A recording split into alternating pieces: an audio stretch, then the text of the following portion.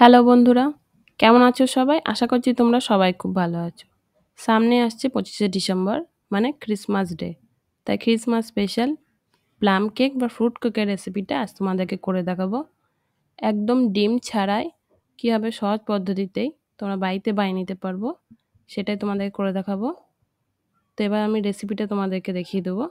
রেসিপিটা বানানোর জন্য আমি প্রথমে একটা পাত্রের মধ্যে নিয়ে নিয়েছি orange juice, 1/4 cup orange juice নিয়েছি। এখানে আমি কিছু ড্রাই ফ্রুটস নিয়েছি। ড্রাই ফ্রুটসের মধ্যে দু রকমের টুটি ফুটি নিয়েছি, কাজু, আমন্ড, খেজুর আর কিশমিশ। এই সব উপকরণগুলোকে আমি অরেঞ্জ জুসের মধ্যে আধ ঘন্টার জন্য সোক করে রাখবো। এরপর আমি চিনি ক্যারামেল বানাবো। একটা ফ্রাই প্যানে আমি 1/3 কাপ চিনি নিয়েছি এবং এর সঙ্গে দিয়ে দিলাম 2 চামচ জল। তো চিনিটাকে আস্তে আস্তে নেড়ে চেড়ে আমি এটাকে ক্যারামেল বানাবো। দেখতেই পাচ্ছ চিনিটা আস্তে আস্তে গলতে শুরু করে দিয়েছে। চিনিটা ক্যারামেলাইজ হতে শুরু করে দিয়েছে। এবার ঠিক এই পর্যায়ে আমি এর মধ্যে 1/4 কাপ হালকা কুসুম গরম পানি দিয়ে দেবো। পানিটা দেওয়ার সঙ্গে সঙ্গে একটু এরকম অবস্থায় আসবে, তখন আস্তে আস্তে এরকমভাবে মিশিয়ে নেবে। দেখবে পুরো চিনিটাই গলে যাবে আর এরকম লাল হয়ে আসবে। কারণ অলরেডি ক্যারামেলটা হয়ে এসেছে।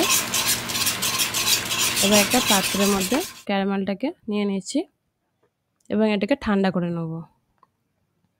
এরপর আমি কেক তৈরি করার জন্য শুকনো উপকরণগুলোকে চেলে নেব।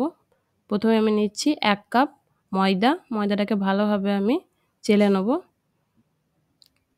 চেলে নিলে কেকটা তৈরি খুব ভালো হয়। ময়দাটা চালা হয়ে গেছে। এবার এর মধ্যে আমি দিয়ে দিচ্ছি 2 চামচ কোকো পাউডার। আমি এটাকে ডিম ছাড়া বানাচ্ছি, তাই এখানে আমি কোকো পাউডার ব্যবহার করেছি। কোকো পাউডারটাকে ভালোভাবে চেলে নেব। কোকো পাউডার তোমার যে কোনো বড় শপ থেকে নিয়ে নিতে পারো। দুটো উপকরণকে ভালোভাবে চেলে নিয়ে এটাকে আমি সাইডে রেখে দেবো। এরপর কেক তৈরি করার জন্য ব্যাটার বানিয়ে নেব। ব্যাটার বানানোর জন্য একটা মিক্সিং বোল নিয়েছি। মিক্সিং বোলের মধ্যে দিয়ে দিচ্ছি 1/2 কাপ দুধ আর দিয়েছি 1/4 কাপ সাদা তেল। তোমরা তেলের জায়গায় বাটারও ইউজ করতে পারো। দুটো উপকরণকে ভালোভাবে হ্যান্ড উইক্স দিয়ে মিশিয়ে নিচ্ছি। এরপর আমি মিশিয়ে নিচ্ছি এর মধ্যে 1/2 কাপ গুঁড়ো চিনি। চিনিটা গুঁড়ো করে দেবে, তাহলে মেশাতে সুবিধা হবে। ভালোভাবে এটাকে মিশিয়ে নিচ্ছি। এবার ময়দা কোকো পাউডারের মিশ্রণটা অল্প অল্প করে দিয়ে এটাকে আমি মেশাবো। একবারে পুরো উপকরণটা দেবে না, চেষ্টা করবে অল্প অল্প করে দিয়ে এরকমভাবে মিশিয়ে নিতে। প্রথমে হাফ দিলাম, তারপরে আবারও বাকি উপকরণটা আমি এরকমভাবে দিয়ে দিচ্ছি, দিয়ে আবারও মিশিয়ে নিচ্ছি। তোমরা চাইলে কেকটা ডিম দিয়েও বানাতে পারো। আমি এখানে ডিম ছাড়াই করেছি। এরপর আমি এর মধ্যে যে ক্যারামেলটা বানিয়ে রেখেছিলাম সেটা অ্যাড করে দিচ্ছি। ক্যারামেলটা দেওয়ার পরও ভালোভাবে তোমাদেরকে উপকরণটা মিশিয়ে নিতে হবে। ফ্রুট কেকে তোমরা নিজেদের পছন্দ মতো যে কোনো ফ্রুট বা ড্রাই ফ্রুট ব্যবহার করতে পারো। আমার কাছে যে ড্রাই ফ্রুটগুলো ছিল সেগুলো আমি ব্যবহার করেছি। ক্যারামেলটা দেওয়ার পরে ভালোভাবে মিশিয়ে নিয়েছি। এরপর এর মধ্যে আমি 1/4 টিস্পুন জিঞ্জার পাউডার অ্যাড করছি আর দিচ্ছি জায়ফলের গুঁড়ো। এখানে আমি দারচিনি পাউডারটা ব্যবহার করিনি, তোমরা চাইলে দারচিনি পাউডারটাও 1/4 টিস্পুনই ব্যবহার করতে পারো। জায়ফলটা খুবই সামান্য আমি গ্রেটারের সাহায্যে গ্রেট করে দিচ্ছি। তোমরা চাইলে জায়ফল নাও দিতে পারো, শুধু জিঞ্জার পাউডার আর সিনামন পাউডারও দিতে পারো। এই দুটো উপকরণকে ভালোভাবে মিশিয়ে নিচ্ছি। এবার অরেঞ্জ জুসের যে ড্রাই ফ্রুটগুলোকে সোক করে রেখেছিলাম সেইগুলোকে অ্যাড করে দিচ্ছি। এগুলোকে ভালোভাবে মিশিয়ে নিচ্ছি।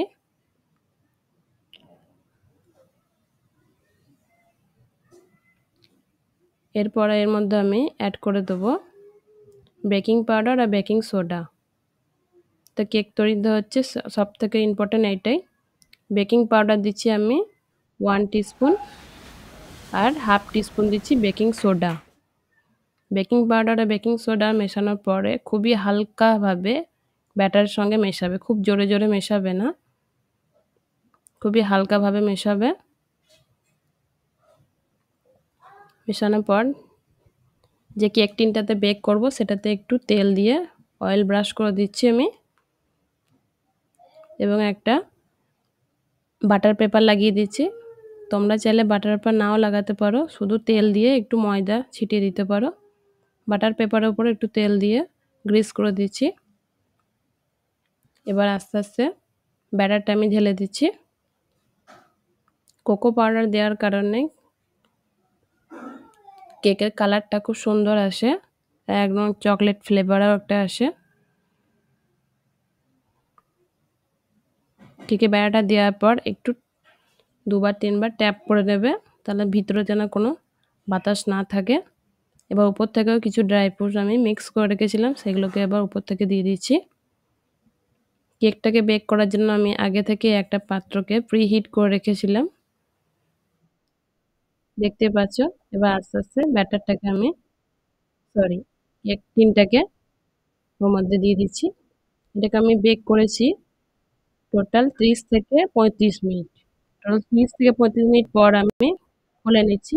দেখতে পাচ্ছ কত সুন্দরভাবে কেকটা বেক হয়েছে, আর ছড়িয়ে গায়ে কোনোভাবে লেগেও যাচ্ছে না, মানে খুব ভালোভাবে বেক হয়ে গেছে। দেখতে পাচ্ছ কত সুন্দরভাবে বেক হয়েছে। এবার কেকটাকে আমি তোমাদেরকে ডিমোল্ড করেও দেখাচ্ছি।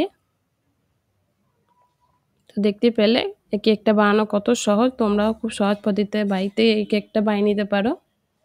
খুবই সুন্দর হয় কেকটা, আর খেতেও খুব টেস্টি হয়। তো ক্রিসমাস স্পেশাল এই প্লাম কেকের রেসিপিটা তোমাদের কেমন লেগেছে অবশ্যই আমাকে জানিও। তোমরাও বাড়িতে বানাও ও সবাইকে খাও, আর তোমাদের বন্ধুদের সাথে শেয়ার করো, আর আমাকে জানিও তোমাদের রেসিপিটা কেমন লেগেছে। এবার ব্যাটার পেপারটাকে আমি উঠিয়ে নিচ্ছি।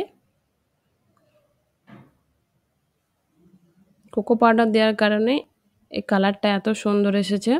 এবার তোমাদেরকে আমি একটা কেটে দেখাচ্ছি।